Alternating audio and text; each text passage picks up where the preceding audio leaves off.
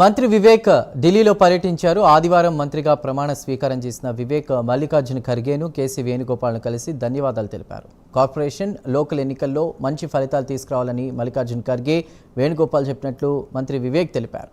అందరూ కలిసి పనిచేసి పార్టీని ముందుకు తీసుకుపోవాలన్నారని మంత్రి వివేక్ తెలిపారు.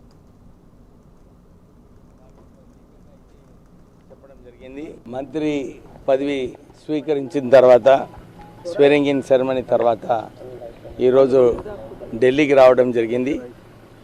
ప్రత్యేకంగా మల్లికార్జున ఖర్గే గారికి కృతజ్ఞతలు చెప్పి, మళ్ళీ కేసీ వేణుగోపాల్ గారికి కృతజ్ఞతలు చెప్పి వారికి ప్రత్యేకంగా ఇదే చెప్పడం జరిగింది.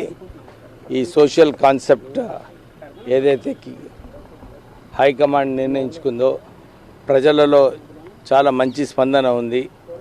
ప్రజలందరూ కూడా రాహుల్ గాంధీ గారు ఏదైతే సోషల్ కాన్సెప్ట్ ఇంప్లిమెంట్ చేయాలని చెప్పి అనుకున్నారో పాజిటివ్గా ఉంది ప్రజలలో అని చెప్పి వారికి ఫీడ్బ్యాక్ ఇవ్వడం జరిగింది. వాళ్ళందరూ కూడా ఇదే అన్నారు, బలపరిచేది అవసరం ఉంది. వచ్చే కార్పొరేషన్ ఇంకా లోకల్ బాడీ ఎలక్షన్లలో కూడా కాంగ్రెస్ పార్టీ మంచి రిజల్ట్స్ తీసుకొచ్చే అవసరం ఉంది.